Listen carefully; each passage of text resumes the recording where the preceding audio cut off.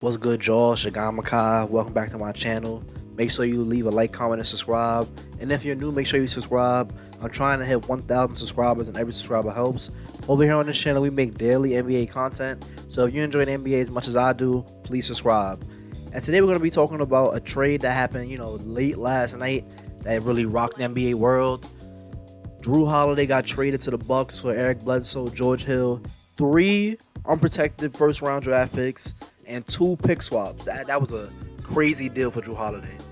But the thought about this move for the Bucks is that it puts them over the top in the East. And really, I guess the goal was to prove to Giannis that the Bucks are in win now mode and that they're actively trying to get better. So the belief is that Giannis is going to sign the Supermax now. Because before they made this move, it was really in doubt because you look at the Bucks team. If they would have made no moves, if they would have kept the roster as presently constructed, the team that just lost in the second round, Giannis was definitely not signing that Supermax. And Giannis was probably going to leave next year. But now that you show your superstar that you're being proactive in the trade market, you're being proactive trying to improve your team, being proactive trying to win a championship. Now you show him that y'all for real, and I convinced him to sign on for another 4 years. But about the basketball stuff, Jrue Holiday really helps the Bucks immensely because now you have another shot creator, you have another scoring option, another playmaker option, and a great on-ball perimeter defender. Not on ball, but just all around. So this really improves the Bucks because now when teams build the wall against Giannis, what they didn't have before, they didn't have another guy that can go get his own shot easily and take some of the ball pressure off of Giannis, the ball handling pressure off of Giannis. But now with Jrue Holiday, you imagine that he's gonna do a lot of shot creation stuff. He's gonna shoot threes. He's gonna get to the rim, shoot the mid range. He's gonna give you buckets. He's gonna give you about maybe 20 a night. Maybe 6 assists.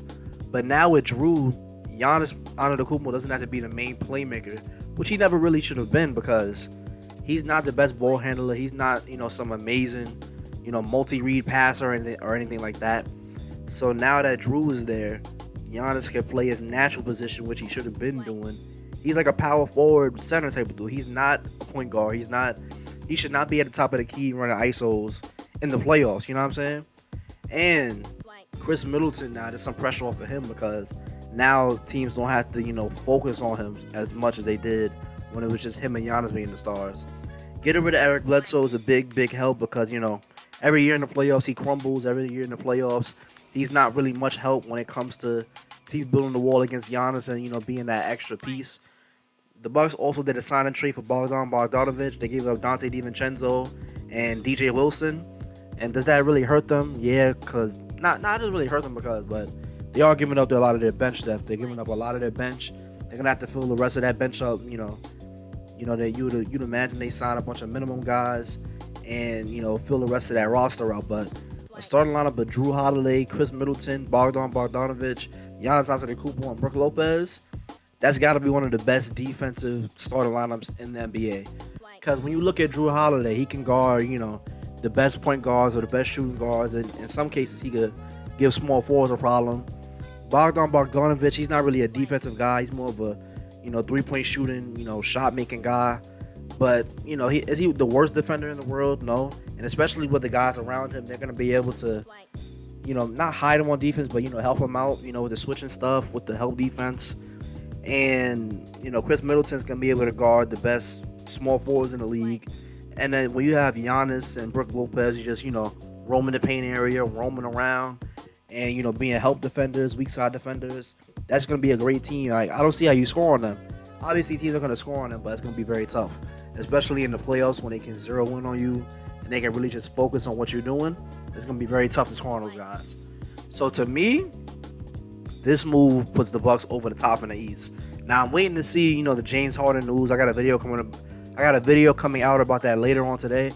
But I'm waiting to see the James Harden news because if James Harden finds his way to the Nets, they become the favorite to me. And I know there's some, skepticism about that move, but I think if James Harden, Kyrie Irving, and Kevin Durant find their way on the Nets, that's an automatic favorite. But as of this moment, right now, as I'm recording this video, the Milwaukee Bucks are the favorite in the East.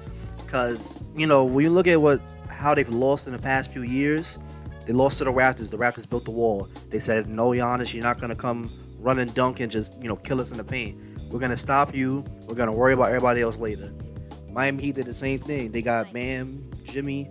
They got everybody. They got Andre Iguodala. They got a lot of guys to defend Giannis. They built the wall. They say, Giannis, you're not coming in this paint. You're not just going to be killing us on defense. And it worked out. But this coming year, let's say a team still builds the wall against Giannis. Now he can give the ball to Jrue Holiday.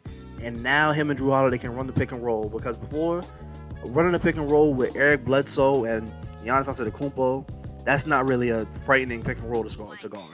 But running the pick and roll with Jrue Holiday and Giannis Antetokounmpo, that's frightening to guard because Jrue Holiday can pull up for a mid-range. Jrue Holiday has the passing IQ to, find Giannis, whether it be a bounce pass, a alley-oop, any kind of pass. So now Milwaukee finally has that other star, the other, offensive threat, that they needed to really take some of the pressure off of Giannis. So now Giannis has more free realm to do whatever he does. Not whatever he does, but to do what he does regularly in the regular season. But now it can transition to the playoffs because he finally got the help that he desperately needed. And, do I think this makes the Bucks, automatic finals favorites? I don't think so. I think the Lakers still got them, but the Lakers do have, some things to figure out. They need to get some more defense on that team. But this definitely makes the Bucks the Eastern Conference Finals favorite. You know what I'm saying? So, yeah, that's all my thoughts on this Bucks trade. And hopefully it works out because I would love to see the Bucks really compete. I would love to see Giannis in an NBA Finals. And hopefully that, Jrue Holiday is the actual missing piece that these guys are missing. And I hope that Chris Middleton, still does his thing. I hope Bogdanovich, does well shooting the three because he's more of a three-point shooting threat. He can do some shot creation stuff, but you really get him for the three-point shooting. And, he could be a knockdown shooter. You hope Brook Lopez still plays amazing defense in the paint, still gives you, a couple three-point shots a night, spreads the floor out. Everybody on this Bucks team can now shoot the ball effectively. So you imagine the space is going to be even better for Giannis. And it's just going to be a great, fun regular season for the Bucks and hopefully an amazing playoffs. But yeah, if you see anything in this video, thank you. Don't forget to like, comment, and subscribe. And I'll see you on the next one.